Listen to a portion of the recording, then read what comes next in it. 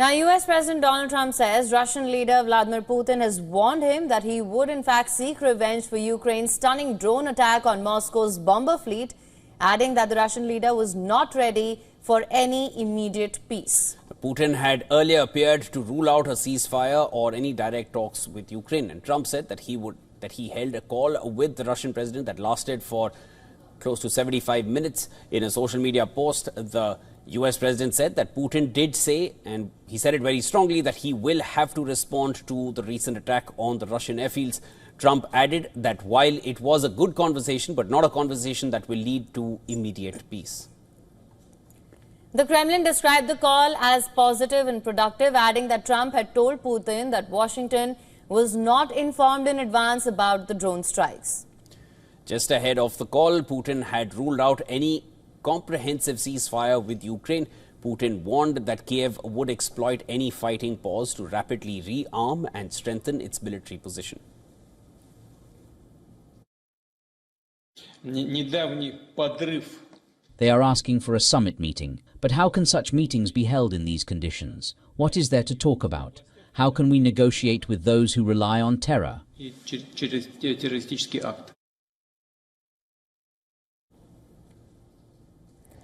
Putin exploded over the weekend attacks on Russian border infrastructure, including a bridge strike that derailed a train and killed 7 people. The Russian president accused Ukraine of orchestrating these terrorist operations, specifically to thwart the negotiation process. Putin's call with Trump appeared to be part of a diplomatic offensive, with the Russian leader also speaking with Pope Leo XVI. The Vatican said that the pontiff pressed Putin during the call to make a gesture that favors peace. The Pope has previously offered to host Ukraine peace talks. The Kremlin said Putin had told the Pope he wanted peace through diplomacy, but accused Kyiv of carrying out acts of sabotage. Meanwhile, Ukraine's President Volodymyr Zelensky urged allies not to show weakness to Putin after the Russian leader threatened retaliation against recent strikes in the call with Trump. Zelensky warned that if the world reacts weakly to Putin's threats, he will see that as a willingness to turn a blind eye to his actions. Meanwhile, Ukraine released footage showing its drone strikes inside Russia. The footage from the Ukrainian Defense Ministry shows how the drones zoomed in on the targets and destroyed them.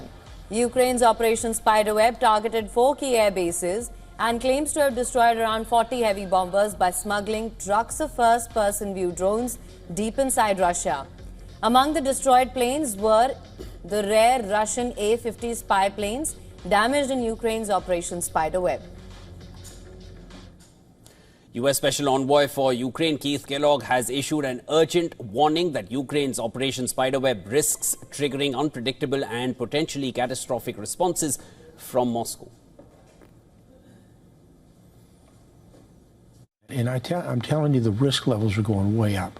I mean, what happened this weekend, people have to understand in the national security space, when you attack an opponent's part of their national survival system, which is their triad, the nuclear triad, that means your risk level goes up because you don't know what the other side's going to do. All right, to discuss this further, we're now being joined live by John Rossimondo from Washington, D.C. He is the president of Viking Research Associates, a geostrategic and expert on national security. Thank you so much for joining us on World DNA. Thank you for having me. Now, of course, to begin with, Vladimir Putin has told Trump, and that's what we're hearing, that he will in fact have to respond, Moscow will have to respond to the recent Ukrainian drone attacks. Do you think a just peace can be secured in this war in the near future? Because we know Trump has always touted that peace is within reach. Now even he's saying that Vladimir Putin is not in fact ready for any immediate peace.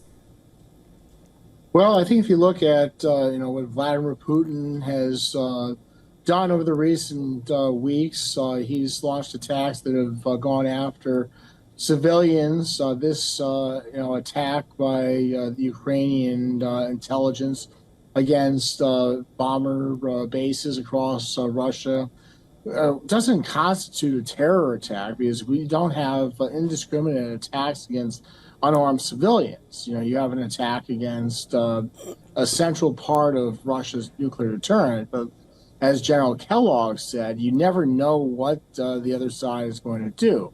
I mean, you've had talks about Russia using its Oreshnik hypersonic ballistic missiles to attack Ukrainian targets. Some people have talked about the Russians destroying the port of Odessa, which is Ukraine's only real port remaining on the Black Sea. So, who knows where this is? I think the peace is very far away. John, when it comes to the U.S. role over here, there was one statement which came from Caroline Leavitt in that press briefing saying that the U.S. president was not aware of Ukraine's plans. But we all understand that U.S. has been the main intelligence provider to Ukraine, not from 2022, but since 2014, since Crimea happened. Till now, there hasn't been a statement from the U.S. president either. Even in the latest statement which came from the U.S. president regarding the talks with Putin, there are 2 lines on what happened regarding Operation Spiderweb, and then the entire rest of the post is on talks about Iran. How do you feel Putin's talks with Trump would be going forward, given the recent attack, the recent Operation Spiderweb? Well, all I have to say is at least President Trump and Vladimir Putin are talking, because maybe that can allow cooler heads to prevail. The one thing about intelligence operations, especially with like the CIA, is it's all stovepipes. There's a lot of things that goes on that never makes its way to the president's knowledge. Right, and just to expand on that a little further, Shivan has pretty much summed it up, and so have you. We have seen that the United States has time and again expressed its frustration, saying that neither of the two sides seem to be serious about any lasting peace. That being said, how do you assess the role of the United States, and to what extent, and what's the scope of this? Well, I think that President Trump has said since before he became president that he wants to resolve this. So I think that the president has staked his legacy on this, but I think that we're getting to a point where the president needs to assess, his ability to be a mediator, because neither side seems interested in peace, especially the Russians that continue to occupy a third of the country.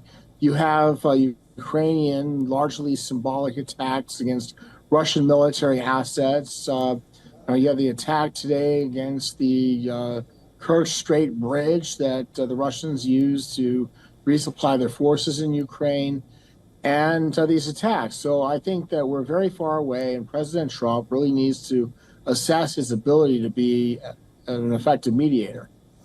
And John, clearly those claims of settling this war within 24 hours are not going to be heard from the U.S. president again, while things only seem to be heating up further. Thanks so much for joining us. That was John Rosamondo joining us from Washington, D.C. Pleasure speaking with you. Thank you.